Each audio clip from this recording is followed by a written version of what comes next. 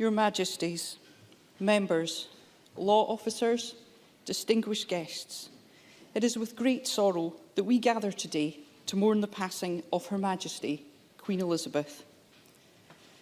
On behalf of all members of the Scottish Parliament, I would like to convey our sincere condolences to Your Majesty, to the Queen Consort, and to all members of the royal family, not only leading our national mourning, but grieving for a much-loved mother, grandmother, and great-grandmother. The thoughts of this Parliament and the people of Scotland are with the royal family at this time of grief. But although we meet today at this time of sadness, this moment provides us with an opportunity too to reflect on Her Majesty's remarkable life and, in particular, her bond with this Parliament. We are reminded of Her Majesty's commitment to and affection for this Parliament every time we sit. On our establishment in 1999, Her Majesty gifted the Parliament, the beautiful mace which sits in the well of the chamber. The words inscribed on it, integrity, compassion, wisdom and justice, have guided and inspired us and will continue to do so. And these values were clearly reflected throughout Her Majesty's life. Her Majesty described this Parliament as being rightly anchored in the history of Scotland and spoke of the grit, determination, humour and forthrightness of the people. These were qualities that occupied a personal place in her own and family's affections. And generations of people here in Scotland reciprocated that affection. And while today is a day of sadness, of reflection, an expression of our sincere sympathy, it is also a day to recognise and be thankful for Her Majesty's long reign, her service to this country, and her friendship to this Parliament. For in her we have indeed had a true friend and supporter, with us at every step, from our first opening ceremony in 1999 to the opening of each subsequent session, and on our important anniversaries too. The pandemic meant that our opening ceremony last year was delayed from its usual summer date to October, and COVID meant that precautions were in place. But Her Majesty was determined to join us and demonstrated the importance of her relationship with the Parliament and the people. We, 129 members, each invited a community representative, a local hero, to be a guest at that ceremony in recognition of their selfless service to those in need during the pandemic. Her Majesty stopped and spoke with every single local hero waiting for her, asking about their contribution and thanking them sincerely for their efforts. Young and old, from the length and breadth of Scotland, their delight and pride at receiving Her Majesty's time and interest was abundantly clear. A true demonstration of the time Queen Elizabeth invested in the relationship with this Parliament and the people. In my role representing the Parliament, I was privileged to enjoy 2 private audiences with Her Majesty following my appointment in 2021, and I very much valued her insight and her wise counsel. So while we mourn today with the royal family and with the people of Scotland and others far beyond, we also give thanks as a nation and as a Parliament for Her Majesty Queen Elizabeth, Queen of Scots, for her extraordinary life and work. And before I invite the First Minister to move the motion of condolence, I would ask you to join me in 2 minutes silence, and please stand as you are able.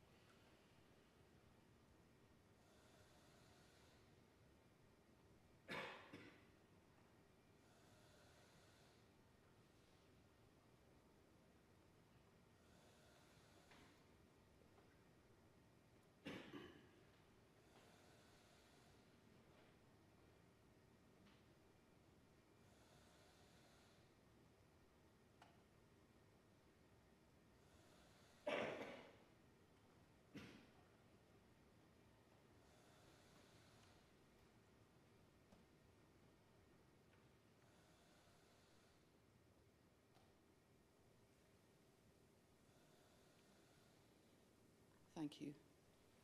Thank you.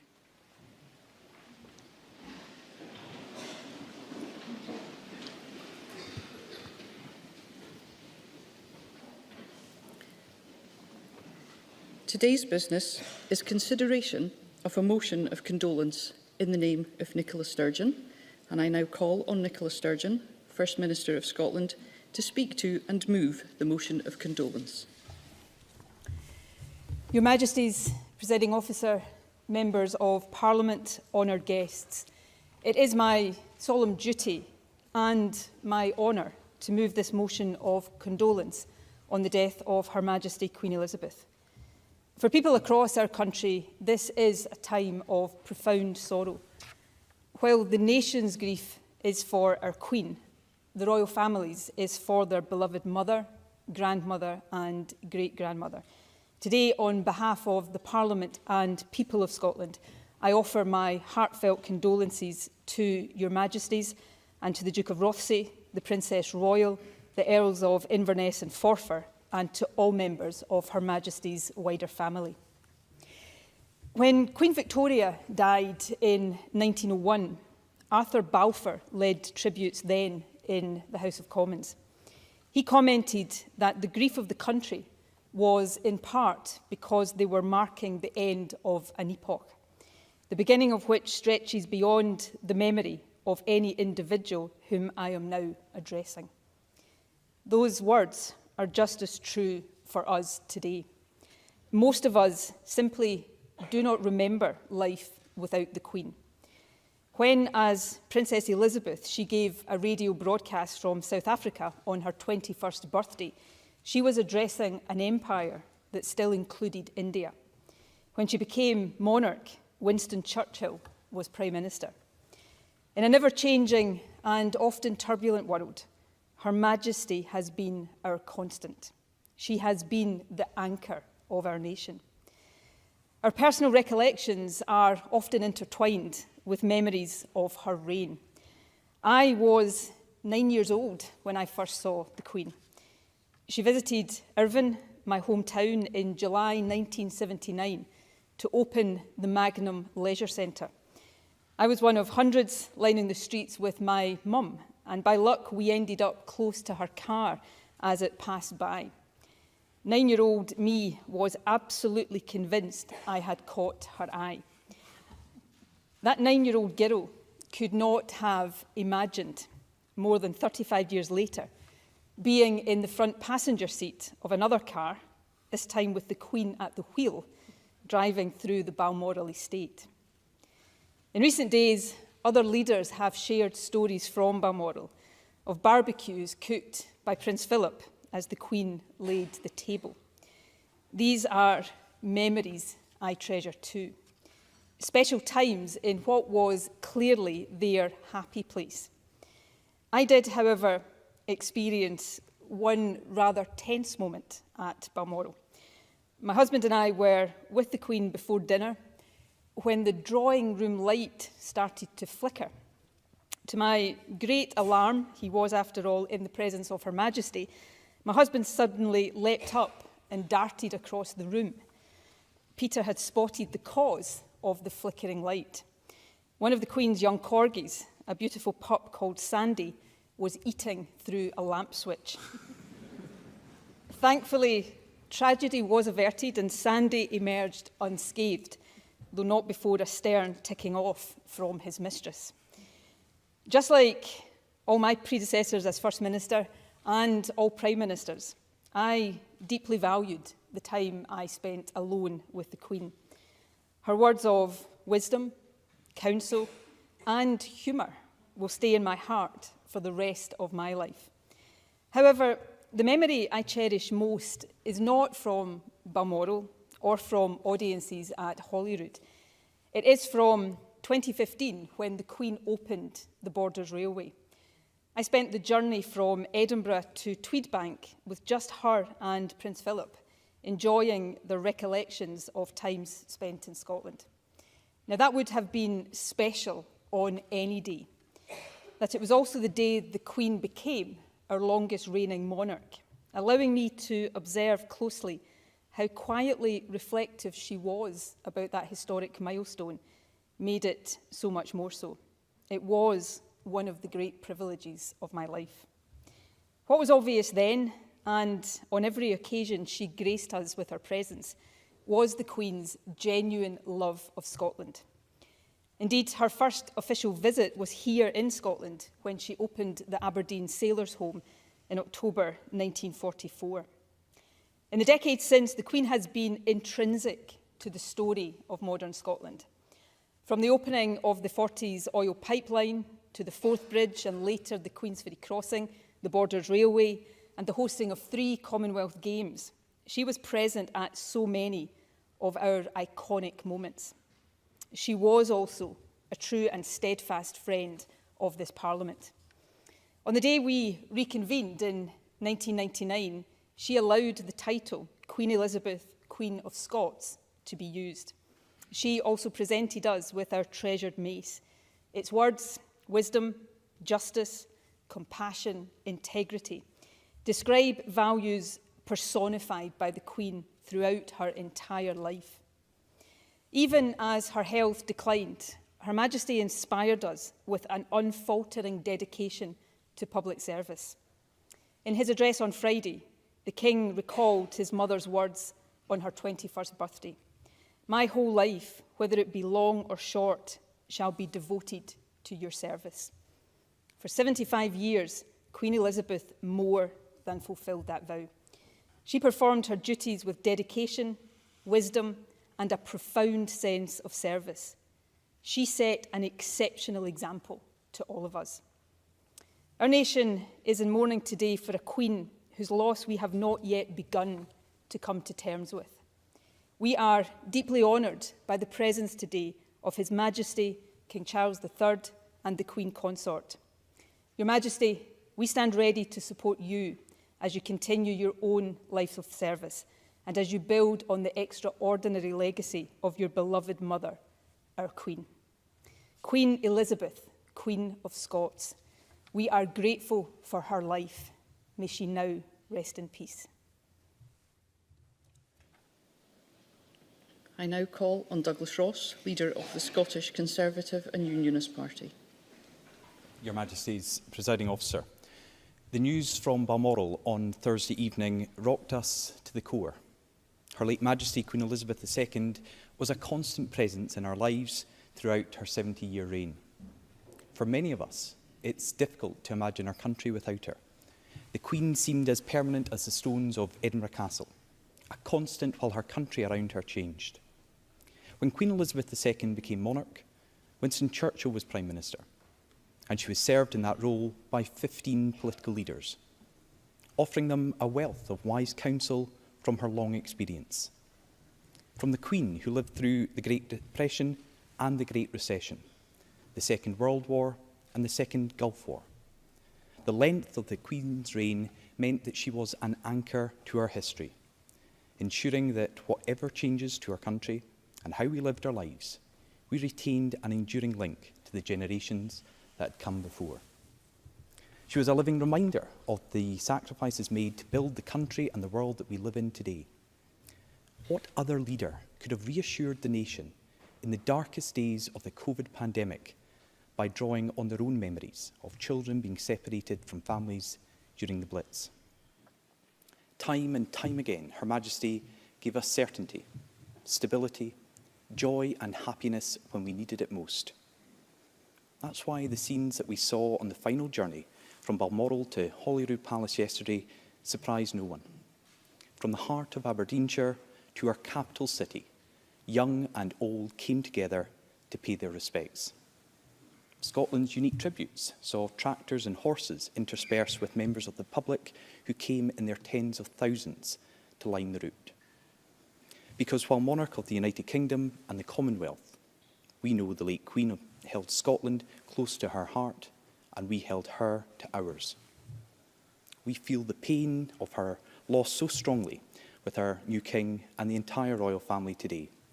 As they grieve on a personal level, we join them in mourning as a nation. In her final speech to this chamber, the late Queen said, "It is often said that it is the people that make a place, and there are few places where this is truer than in Scotland. But I think we can also see that the Queen shaped modern Scotland during her 70-year reign. And we know that the bonds and ties to Scotland, developed and strengthened by the late monarch, will be continued by King Charles III. You, sir, became the first sovereign to accede to the throne while on Scottish soil in over 400 years. You have already served Scotland with great dedication as Duke of Rothesay, Duke of Edinburgh, Earl of Carrick, Baron of Renfrew, Lord of the Isles, and Prince and Great Steward of Scotland. And I know that people across the country will show you the same support and devotion as they did your late mother. Because today we don't just commemorate the reign of our Queen, but also celebrate the life of a woman who many in Scotland knew and loved, who dedicated her life to her country, to duty, and to serving others. On behalf of the Scottish Conservatives, I'm proud to support the motion of condolence today, to thank Queen Elizabeth II for her long, loyal and dignified service, and to offer our full support and loyalty to our new King. May Her late Majesty Queen Elizabeth II rest in glorious and eternal peace. And from all of us, sir, God save the King. I now call on Anna Sarwar, Leader of the Scottish Labour Party. Your Majesty, I offer my sincerest condolences on the passing of your beloved mother, and my thoughts remain with you, the Queen Consort, your sons, grandchildren, and all the royal family at this time of deep sadness. First and foremost, the Queen was a mother, and I cannot imagine the intense feeling of personal loss you're experiencing while fulfilling your devotion to public service as our King. I hope it gives you and your family much comfort that we are all grieving the passing of someone who was so special, cherished, and loved by us all. Her Majesty was a constant in our lives. Many saw her as family. Many saw their family in her. She reminded me of my own grandmother. Her walk, her demeanour, even the way she held her handbag. But she also touched generations. I returned home on Thursday night to a crying 6-year-old who said he was sad because he will never get to meet the Queen. Queen Elizabeth II was also a constant reminder of the need for kindness and compassion in our society. So often in our politics, both today and throughout history, we focus on what divides us. But from the Blitz to the pandemic, the Queen brought our nation together. She was the great unifier of our country. She brought joy at times of national pride. She brought comfort at times of national tragedy. And she brought light at our nation's darkest moments. We will never forget how Her Majesty the Queen found the words during the pandemic to remind us all that we will meet our loved ones again. Words which are more poignant than ever following the passing of her husband, Prince Philip, your father, who now rests at peace with his beloved Lilibet. We know how much she loved Scotland, and we loved her back. She reminded this Parliament that despite our political disagreements and arguments, all of us here are in service of the Scottish people. And her influence was felt far beyond these shores, with the people of the Commonwealth and other nations united in grief at this time. Our world changed beyond recognition during her reign, but her dedication to duty, her integrity, her warmth, and her service to others never wavered. In fact, politicians here and right around the world will look on enviously. In 70 years of service as our head of state, she always seemed to say the right thing, do the right thing, and at the right time. And I am confident that as we enter a new era, we will cherish your Majesty's leadership and your wisdom, compassion, integrity, and justice. Timeless values passed down to you by your mother, but also gifted to us on our parliamentary mace. We wish you a long and happy reign. God save the King. I now call on Patrick Harvey, co-leader of the Scottish Green Party. The experience of loss is universal. It comes into all of our lives. It's a reminder that the reality of human life is not rooted in status or in title, but in the connections we make, bonds of love and friendship, of family and of service to one another. People of all views can respect this, whatever else we may disagree about. So in this moment, as we mark the death of the Queen, I offer my party's sincere condolences to her son, to all of his family, and to all those whose lives she touched. For many people, a monarch stands as a symbol of the country. If this is true, then this is a moment more than one of personal loss for those we stand with in their grief. It's also a time to reflect on the change the Queen witnessed during such a long reign. When Princess Elizabeth of York became Queen Elizabeth II, the UK was still early in its recovery from a brutal world war and had begun laying the foundations of something extraordinary: a welfare state and a national health service to tackle the giant evils of the age.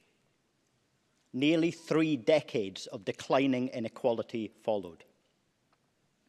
At the last coronation, the oath still referred to other countries as the possessions of an empire, and here at home, human rights and equality were distant ideas, with racist discrimination remaining legal and people treated as criminals and outcasts because of their sexuality.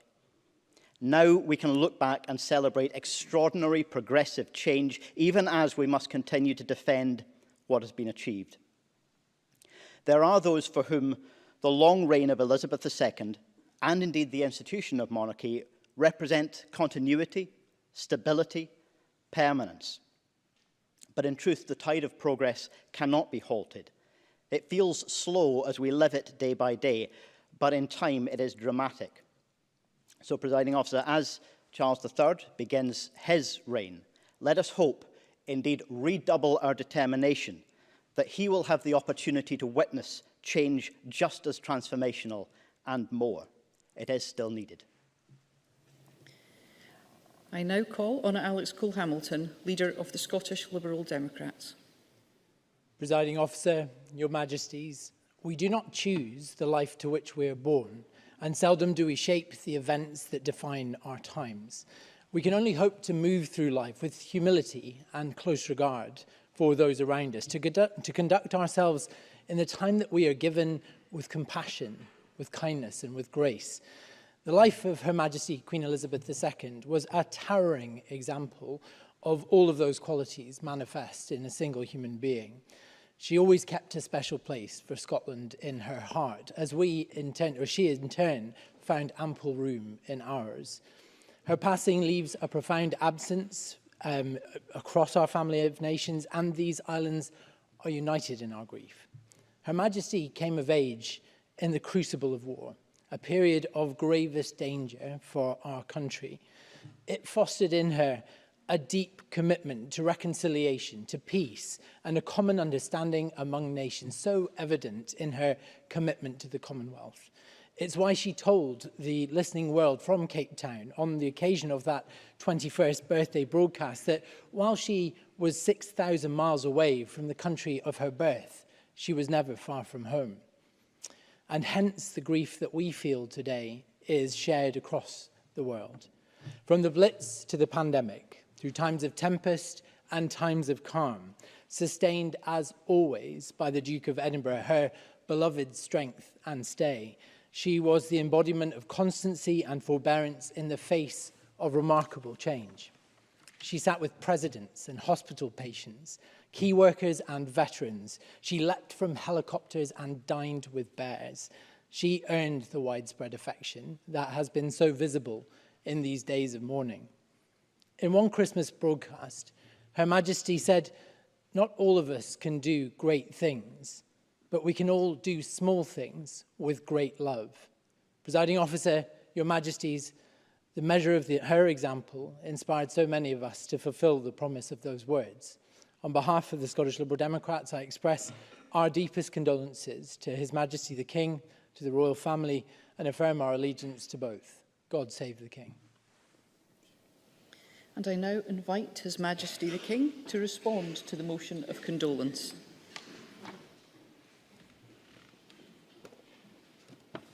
Presiding Officer, First Minister, party leaders and members of the Scottish Parliament. I know that the Scottish Parliament and the people of Scotland share with me a profound sense of grief at the death of my beloved mother. Through all the years of her reign, the Queen, like so many generations of our family before her, found in the hills of this land and in the hearts of its people a haven and a home. My mother felt, as I do, the greatest admiration for the Scottish people, for their magnificent achievements and their indomitable spirit. And it was the greatest comfort for her to know, in turn, the true affection in which she was held. The knowledge of that deep and abiding bond must be to us a solace as we mourn the end of a life of incomparable service. If I might paraphrase the words of the great Robert Burns, my dear mother was the friend of man, the friend of truth, the friend of age, and guide of youth. Few hearts like hers with virtue warmed, few heads with knowledge so informed.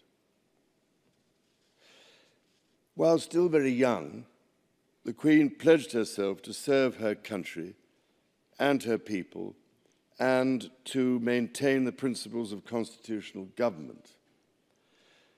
As we now mark with gratitude a promise most faithfully fulfilled, I am determined, with God's help and with yours, to follow that inspiring example.